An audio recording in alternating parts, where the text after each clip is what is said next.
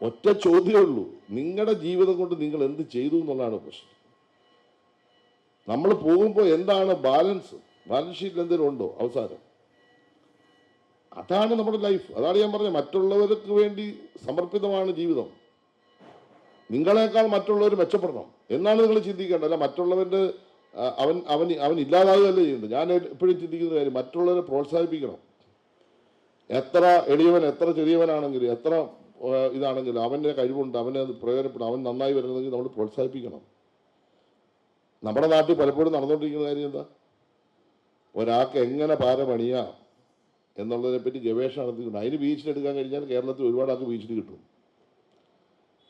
അതല്ലേ നമ്മുടെ സൊസൈറ്റിയുടെ ഒരു പ്രശ്നം. നമ്മുടെ വീട്ടിൽ ഉള്ള നമ്മുടെ കുഞ്ഞുങ്ങൾക്ക് നമ്മുടെ അയൽവക്കത്തുള്ള എത്ര കുഞ്ഞുങ്ങളെ അറിയാം. ഇതൊക്കെ പറയുമ്പോൾ ചിലർക്ക് ഇഷ്ടപ്പെടത്തില്ല. അതുകൊണ്ടായാലും ഇങ്ങനെയൊക്കെ പറയുന്ന ആളാന്ന് പറഞ്ഞ നാളെ പത്രക്കാർ എഴുതിയാൽ എനിക്ക് വിഷമമൊന്നുമില്ല. എനിക്ക് അവർ എഴുതുന്നത് സന്തോഷമാണ്. കാരണം എന്നെപ്പറ്റി എത്ര അവർ നന്നായിട്ട് എഴുതിയാലും എനിക്ക് പ്രയോജനമൊന്നുമില്ല. അവരെന്നെപ്പറ്റി എത്ര മോശമായിട്ട് എഴുതിയാലും എനിക്ക് പ്രയോജനമുണ്ടാകും. കാരണം അത് നെഗറ്റീവായിട്ട് പറഞ്ഞത് നല്ലതാണ്. ആളുകൾ ശ്രദ്ധിക്കുമല്ലോ, ഇയാൾ ആരാന്ന് ചോദിക്കുമല്ലോ. 24 മണിക്കൂർ പ്രാർത്ഥിച്ചുകൊണ്ടൊന്നും ദൈവം നിങ്ങളുടെ അടുക്ക് വരുമ്പോൾ നിങ്ങൾ ആരും വിചാരിക്കരുത് കേട്ടോ. ചില ആളുടെയൊക്കെ ധാരണ വാരിക്കോരി കൊണ്ടങ്ങ് ഇട്ട് എല്ലാം ചെയ്ത് പുള്ളി നമ്മുടെ കൂടെ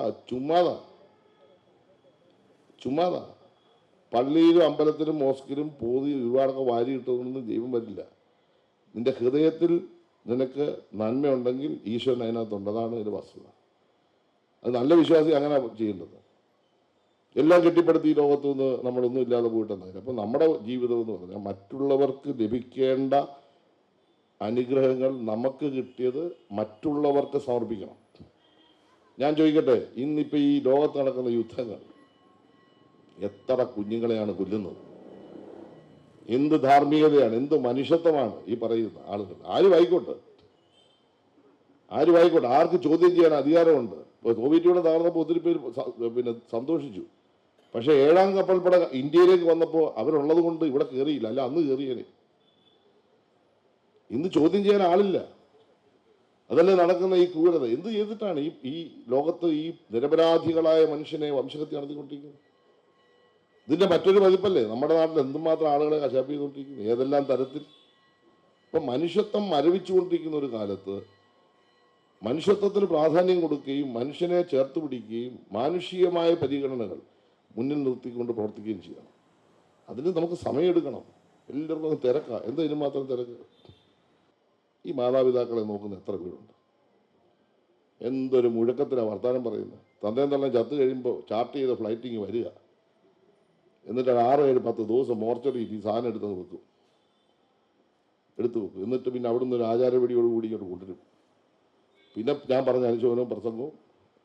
നമുക്ക് തന്നെ ചിലപ്പോൾ പ്രശ്നമുണ്ട്. ചില സ്ഥലത്തൊക്കെ ചെല്ലുമ്പോൾ ഈ മരിച്ചു കിടക്കുന്ന ആളിനെ പറ്റി വലിയ പിടിയൊന്നുമില്ല, പക്ഷെ മൈക്കെടുത്ത് കൈ തരും. അപ്പോൾ പിന്നെ നമ്മുടേതായ നമുക്ക് പറയാതിരിക്കാൻ പറ്റില്ല. കാരണം 10 വോട്ടിൻ്റെ പ്രശ്നമുണ്ടല്ലോ.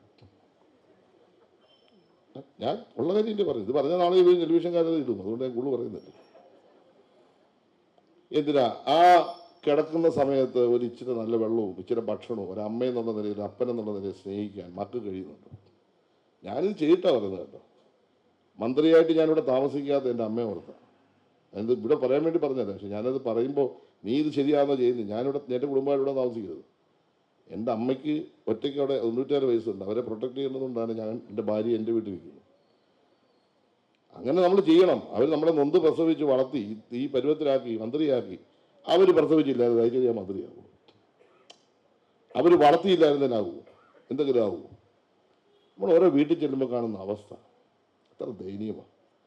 ഞാൻ MLA ആണ്. ഈ സാറിൻ്റെ ഈ ഗാന്ധി ഭവനിൽ എൻ്റെ ഒരു 100 ചില ആളുണ്ട്. അങ്ങ് വിചാരിക്കുന്ന 1, 2 ഒന്നും അല്ല കേട്ടോ. അങ്ങ് കണക്ക് തെറ്റിപ്പോയതാണ്. അങ്ങ് അറിയാതെ തന്നെ ഒത്തിരി എണ്ണത്തിന് ഞാൻ അങ്ങോട്ട് വിടുന്നുണ്ട്. ഞാൻ ഒരു ദിവസം വരുന്ന ആളുകൾ എത്ര പേരാ? മക്കൾ വന്ന് നേരിട്ട് ഒരു മനസാക്ഷിയില്ല പറയുകയാണ് ഒന്ന് ഏറ്റെടുത്തോണം എന്ന് വെച്ചാൽ നമ്മൾ അവരെ ഏറ്റെടുത്തോണം. ഇങ്ങനെ പറയുന്നു. വീട്ടിൽ ഒരു സാധനം കിടപ്പുണ്ട്, അത് അങ്ങോട്ട് തരിക, സൈറ്റിലാണ് ഇതങ്ങ് പിടിച്ചോണം. ആരും പറഞ്ഞു വിടും ഇയാൾ കുഴപ്പമില്ല, ഇയാൾ ഇങ്ങനെയൊക്കെ ചെയ്യുന്ന ആളാന്ന് പറഞ്ഞുകൊണ്ട് ഈ വരുന്നത്. പിന്നെ ഞാൻ വന്നു അങ്ങോട്ട് ഏൽപ്പിച്ചിട്ടുണ്ട്. ഇന്നലെ ഞാൻ തോന്നുന്നു ഇന്നലെ ഞാൻ ഏൽപ്പിച്ചിട്ടുണ്ട്. ഞാൻ കള്ളം പറയല്ല, വളരെ കള്ളം പറയുന്നത്. എത്ര ആൾ ഈ ഗാന്ധി ഭവൻ എന്തുകൊണ്ട് ബ്രാഞ്ചസ് തുടങ്ങുന്നു? കേരളത്തിൽ ഫിനാൻസിയേഴ്സിന് ബ്രാഞ്ചസ് തുടങ്ങാം, പലിശ കൊള്ളാം. ബാർ മുതലാളി ഒരിക്കലും പൂട്ടിയിട്ടില്ല, പുതിയ ബാർ തുടങ്ങും, നല്ല ലാഭമാണ്. ഏതെങ്കിലും ആരാധനാലയങ്ങൾ പൂട്ടും, അവിടെ എല്ലാം വിഭവസമൃദ്ധമായിട്ട് കാര്യങ്ങൾ നടക്കും. ഗാന്ധി ഭവൻ ഒരിക്കലും പൂട്ടില്ല.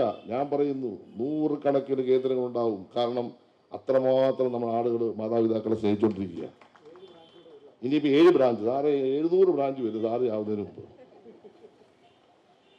കാരണം സാറ് ഇത് ചെയ്യാനിരിക്കുന്നതുകൊണ്ട് അത് നടക്കുകയും ചെയ്യും. അങ്ങ് വലിയ മനസ്സാക്ഷിയുള്ളവനാണ്, മനുഷ്യത്വമുള്ളവനാണ്, നടക്കും. ഞാനിപ്പോൾ തുടങ്ങുക, അങ്ങ് വിഷമിക്കണ്ട.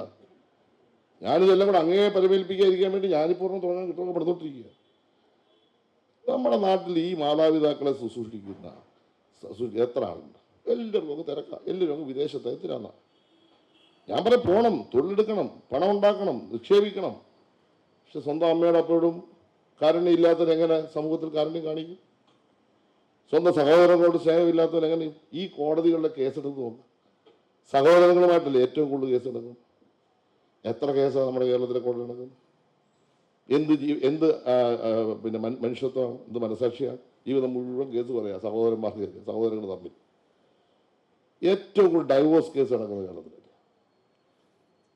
ഞാൻ ചില അച്ഛന്മാരുടെ അച്ഛനിരിപ്പുണ്ടല്ലോ, ഞാനൊരു അച്ഛനോട് ഈയിടെ പറഞ്ഞിട്ട്, ഞാനിത് പറയുന്നുണ്ടെന്ന് തോന്നണ്ടേ? ഞാൻ പറഞ്ഞ അച്ഛാ, ഒറ്റ കാര്യം ഞാൻ പറയാം.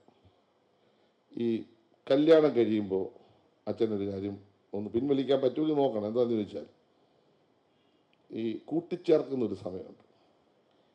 നീ ഉടുത്തില്ലേലും എവിടെ ഉടുപ്പിക്കണം, നീ കഴിച്ചില്ലേലും ഇവനെ കഴിപ്പിക്കണം എന്ന് പറഞ്ഞാണ് കൂട്ടിച്ചേർക്കുന്നത്. ഒറ്റയാഴ്ച കഴിയുമ്പോൾ നല്ല കൂട്ടിച്ചേർക്കാനാണ്. എന്നിട്ട് ഈ കൈയെല്ലാം പിടിച്ച് എല്ലാം പറഞ്ഞ് എവിടെങ്കിലും ഈ കൂട്ടിച്ചേർക്കലിൻ്റെ ഒരു ഭദ്രത. എത്ര വീടുകളിലായിരുന്നു ദുഃഖം, സങ്കടം. ഞാൻ മിനിഞ്ഞാന്ന് കോട്ടയത്ത് ഒരു കുഞ്ഞ്, എൻ്റെ മോടെ പ്രായമുള്ളൂ, എൻ്റെ വീട് പൊട്ടിക്കരയാണ്. അതിന് കല്യാണം കഴിച്ചു, ഒരു കുഞ്ഞായി. അതിൻ്റെ മേലുണ്ടായ ടോർച്ചറിങ് അത് വിശദീകരിക്കുമ്പോൾ കുടാന്ന് ഒഴുകുകയാണ്. 26-27 വയസ്സേ ഉള്ളൂ. അതിൻ്റെ സ്വർണ്ണം എടുത്ത് കടക്കുക, സ്വർണം കൊണ്ടുപോയതും അതിനെ ഉപദ്രവിച്ചു. അവസാനം ജീവിക്കാൻ കഴിയാവുന്നതെന്നറിയാമോ? സ്വന്തം ബെഡ്റൂമിൽ ഭർത്താവ് ക്യാമറ വെച്ചു. അവൾ അറിഞ്ഞില്ല.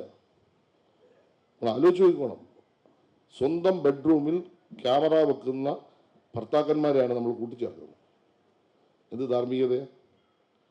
അപ്പം മനുഷ്യത്വം എന്ന് പറഞ്ഞാൽ മാനുഷികമായ എല്ലാ വശങ്ങളും നമ്മുടെ സമൂഹത്തിൽ നമ്മൾ പഠിപ്പിക്കണം.